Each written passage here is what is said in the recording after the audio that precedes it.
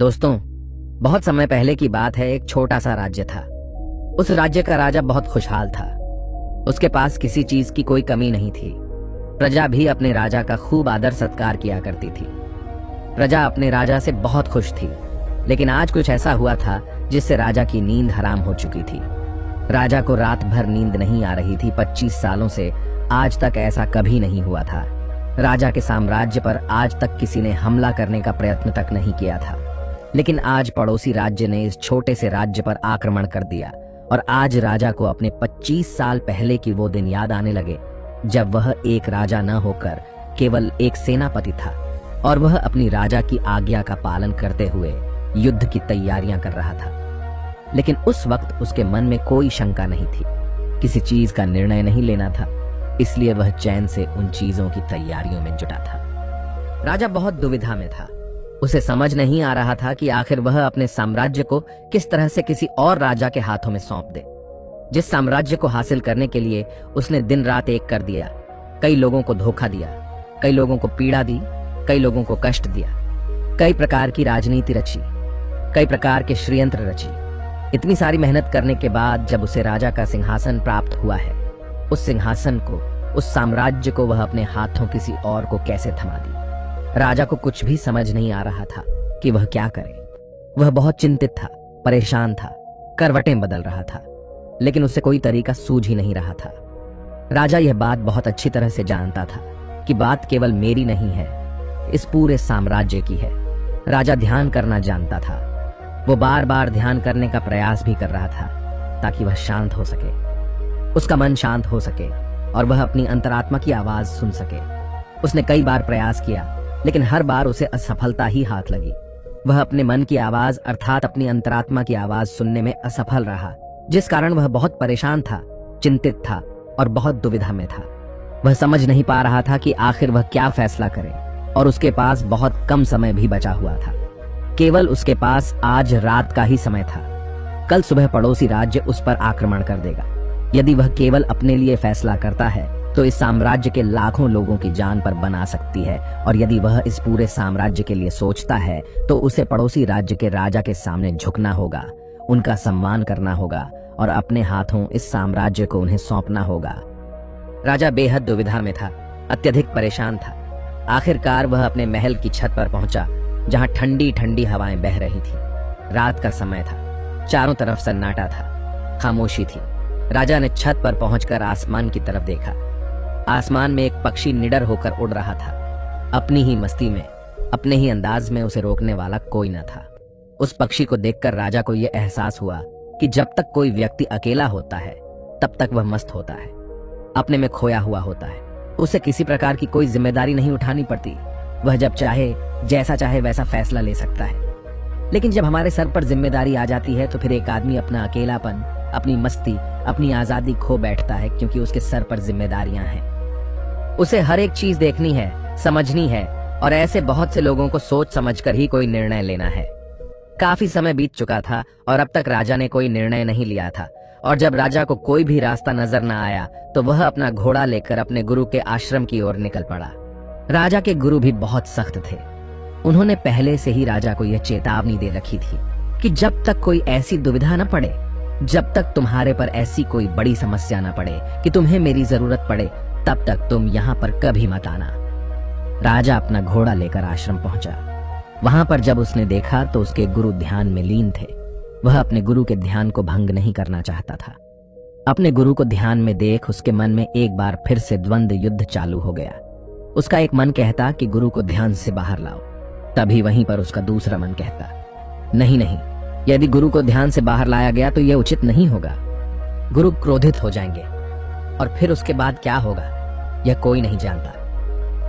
वह द्वार पर खड़े होकर यह सब सोच ही रहा था। तभी तक आश्रम से आवाज आई, हे राजन, तुम दरवाजे पर खड़े होकर क्या कर रहे हो? भीतर आओ। राजा आश्रम के भीतर गया और उन गुरु को प्रणाम करके कहता है, गुरुदेव, आप तो मेरे मन की बातें भली भांति जानते हैं। आपको यह भी पता होगा कि आज मैं क्यों यहाँ पर आया हूँ और किस बात से मैं चिंतित हूँ। चिंता के कारण मुझे नींद नहीं आ रही। आप ही बताइए मैं क्या करूं? मैं किस तरह से कोई एक निर्णय लूं? मैं किस तरह से अपनी अंतरात्मा की आवाज सुनूं? जिससे मैं निर्णय लेने में सफल होता हूँ। किस तरह से मैं एक सफल निर्णय लूं और किस तरह से मैं अपने साम्राज्य को बचा पाऊंगा। राजा की यह बात सुनकर कुलगुरु मुस्कुराने लगे और राजा से कहते हैं, हे राजन, हर इंसान के दो मन होते हैं। एक मन उसे कोई काम करने के लिए प्रेरित करता है तो दूसरा मन उसी काम को टालने का प्रयास करता है, उस काम से पीछा छुड़ाने का प्रयास करता है, और इन्हीं दोनों मन के बीच में हम फंस कर रह जाते हैं। हम किसी एक तरफ निर्णय नहीं ले पाते, हम किसी एक दिशा की तरफ नहीं बढ़ पाते, और ऐसे समय पर हमारे मन में सवाल उत्पन्न होने लगते हैं कि जो फैसला हम लेने जा रहे हैं क्या वह सही है या फिर गलत। ऐसी स्थिति हमेशा आधी अधूरी हो जाती है और वह हमें अपने पूरे जीवन भर पछताने के लिए मजबूर कर देती है। तभी वह राजा कहता है कि गुरुवर, यह तो मैं भी जानता हूं और मैं भी इसी शंका में फंसा हुआ हूं। मैं यहां से निकल नहीं पा रहा। मुझे यह नहीं समझ आ रहा कि मैं किस तरफ जाऊं, मैं कैसे सही निर्णय लूं, मैं कैसे अपनी अंतरात्मा की आवाज सुनूं जिससे मैं एक सही निर्णय ले पाऊं। आप मुझे कृपा करके कोई मार्ग दिखाइए, कोई सही तरीका बताइए जिससे मैं सफल और सही निर्णय ले पाऊं, जिससे मुझे जीवन भर पछतावा ना हो। तभी गुरु उस राजा की बात सुनकर एक बार फिर मुस्कुराने लगे और राजा से कहते हैं, हे राजन, जीवन में कोई भी फैसला गलत या सही नहीं होता। यह तो हमारे मन की संरचना है, यह तो हमारे मन का माया जाल है। वास्तविकता तो यही है कि जो होना होता है वही होता है। हमारे और तुम्हारे करने से कुछ भी नहीं होने वाला, कुछ भी नहीं बदलेगा। लेकिन फिर भी हम अपने अहंकार में यह सोचने लगते हैं कि हम जैसा चाहते हैं हम वैसा ही करेंगे और जैसा हमें चाहिए बिल्कुल वैसा ही होगा। हम यही सोचते हैं कि हम अपने फैसले से दुनिया बदल सकते हैं और इसीलिए हम सही और गलत के चक्कर में फंसकर रह जाते हैं और हम कोई भी कदम आगे नहीं उठा पाते, कोई भी निर्णय नहीं ले पाते। लेकिन वास्तविकता तो यही है कि फैसला कभी भी गलत और सही नहीं होता। मान लो कि आज तुमने एक गलत फैसला भी ले लिया तो भी तुम्हें भविष्य में आगे चलकर सही सीख ही देगा, और यदि तुमने एक सही फैसला ले लिया तो वह तुम्हारे लिए कामयाबी बन जाएगी और वह तुम्हारे लिए आगे का रास्ता भी खोल देगी। देखा जाए तो वास्तविक तौर पर दोनों ही परिस्थितियों में तुम्हारा ही फायदा है, तुम्हारी ही उन्नति है। कम से कम ऐसे में तुम एक जगह पर ठहरे हुए तो नहीं हो, तुम्हारा मन इस शंका में फंसा हुआ तो नहीं है, तुम इस माया जाल से निकल चुके हो। तभी वह राजा उन गुरु से कहता है, हे गुरुवर, आप कहना क्या चाहते हैं? आप कहीं यह तो नहीं कह रहे कि मैं बिना सोच विचार के कोई भी निर्णय ले लूं? क्या ऐसा करना मूर्खता का प्रमाण नहीं होगा? आज मेरे ऊपर लाखों लोगों की जिम्मेदारियां हैं और वे ऐसे ही कोई भी फैसला कैसे ले सकता हूं? तभी गुरु मुस्कुराते हुए राजा से कहते हैं, हे राजन, तुम मेरी बात समझ नहीं रहे हो। मैं तुमसे ऐसा नहीं कह रहा कि तुम सोच विचार कर निर्णय न लो, बल्कि मैं तो यह कह रहा हूं कि अच्छी तरह से सोच विचार कर निर्णय लो, और अच्छी तरह से सोचने के बाद, पूर्ण रूप से सोच विचार करने के बाद तुम अपने दोनों मन को एक जगह पर सहमत करवाओ। यदि तुम अपने दोनों मन को एक निर्णय पर ला पाए, एक काम के लिए और एक ही दिशा में ला पाए, तो वही फैसला तुम्हारी अंतरात्मा का फैसला होगा। तुमने कई बार यह अनुभव तो किया ही होगा कि किसी काम में तुम्हारा मन तो लग रहा है लेकिन बुद्धि तुम्हारा साथ नहीं दे रही, बुद्धि तुम्हारा पल पल विरोध कर रही है, और ऐसी परिस्थिति में हमारे मन और हमारी बुद्धि के बीच युद्ध चल रहा होता है। लेकिन यहाँ पर समझने वाली बात यह है कि जो बातें तुम्हारे मन से उठ रही हैं वही बात तुम्हें सही रास्ते पर ले जाना चाहती है। वहीं पर तुम्हारी बुद्धि तर्क वितर्क करके उस रास्ते को साफ करना चाहती है, सभी प्रश्नों का निवारण करना चाहती है। जैसे मान लो कि तुम एक पहाड़ी पर जाना चाहते हो जहां पर तुम्हें यह पता चला है कि वहां ढेर सारा सोना है, लेकिन इसके लिए तुम्हें घने जंगलों से होकर गुजरना होगा। तुम्हारा मन वहां जाने के लिए तैयार है, वह सोने को पाना चाहता है, लेकिन तुम्हारी बुद्धि तुमसे यह कह रही है, जंगल बहुत घना है और बहुत खतरनाक भी है। वहां पर तरह तरह के विशाल जानवर रहते हैं, तरह तरह के जंगली जानवर रहते हैं और उसका रास्ता भी सुरक्षित नहीं है। वहां पर चोर, डाकू और लुटेरे भी हो सकते हैं, पर पता नहीं वहां पर रास्ते में कुछ खाने पीने को मिलेगा या नहीं मिलेगा। और तो और हमारी जान को खतरा भी हो सकता है कि सारे प्रश्न हमारी बुद्धि खड़ी करती है। लेकिन इसका अर्थ यह नहीं कि तुम्हारी बुद्धि तुम्हें रोकने का प्रयास कर रही है, बल्कि वह तुम्हें सतर्क कर रही है। और जब तक तुम अपनी बुद्धि के सवालों का निवारण न कर लो, तब तक आगे बढ़ना मूर्खता का प्रमाण ही होगा। ऐसे रास्ते पर जाने से पहले तुम्हें अपने खाने पीने की सामग्री का इस्तेमाल करना होगा। उसके बाद सुरक्षा के लिए कुछ हथियार और कुछ सैनिकों को भी साथ लेना होगा।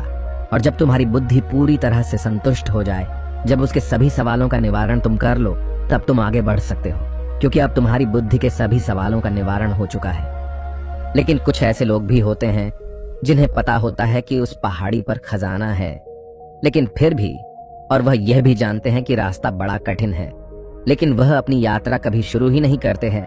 यह बात और है कि हो सकता है कि तुम्हें वहां पर पहुंचकर कोई खजाना न मिले और तुम्हें वहां से खाली हाथ ही लौटना पड़े। लेकिन तुम्हें इस सत्य को भी जान लेना आवश्यक है कि जो होना होता है वही होता है।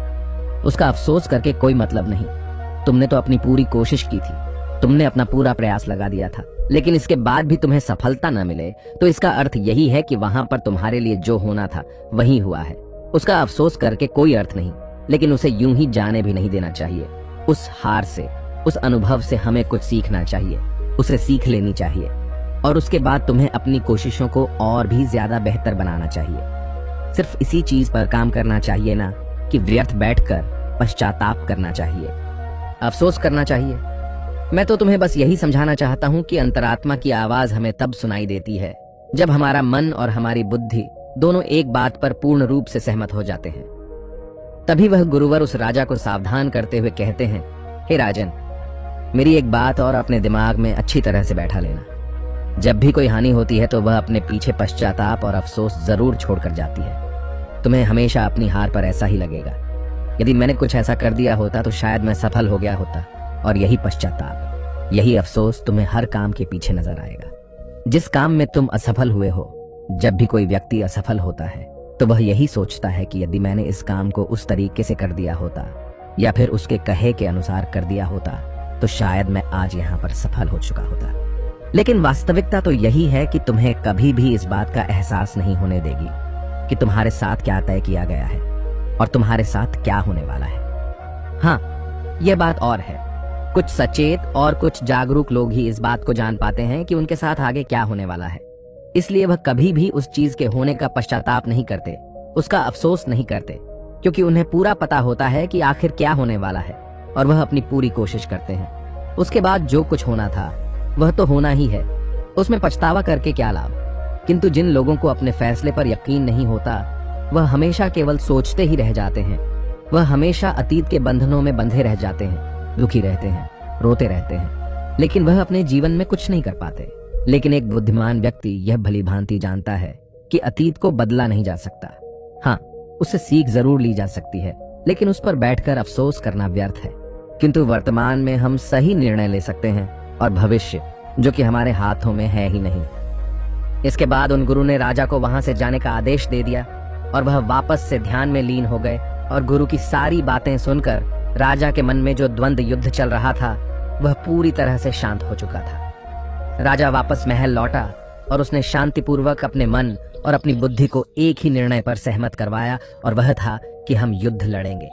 जब राजा के मन से यह निर्णय उठा तो उसकी बुद्धि ने उसके सामने कई प्रकार के सवाल उत्पन्न कर दिए, जैसे कि हमारी सेना बहुत छोटी है, हम उनके सामने टिक नहीं पाएंगे, और पड़ोसी राज्य के पास एक विशाल सेना है जो हमें चुटकियों में मसल सकती है। उनके पास तरह तरह के हथियार हैं और लड़ने का कौशल भी है, और ऐसे ही कई प्रकार के सवाल उसकी बुद्धि उससे कर रही थी।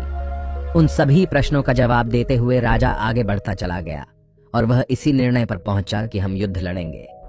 यदि हम सही रणनीति से सही तरीके से युद्ध लड़े तो हम छोटी सेना के साथ ही उन्हें हरा सकते हैं। इसके बाद वो राजा चैन की नींद सो गया, और अगली सुबह उसने अपने सेनापति को आदेश दिया कि हम युद्ध लड़ेंगे, सेना को तैयार करो। सेनापति ने राजा की आज्ञा का पालन किया। दोनों ही राज्य में घमासान युद्ध हुआ। हालांकि इस राज्य की सेना बहुत छोटी थी, बहुत कम थी, लेकिन राजा की सही रणनीति के कारण, राजा की सही नीतियों के कारण आखिरकार राजा ने इस युद्ध को जीत ही लिया। दोस्तों, उम्मीद है कि आपने आज के इस वीडियो से जरूर कुछ न कुछ सीखा होगा।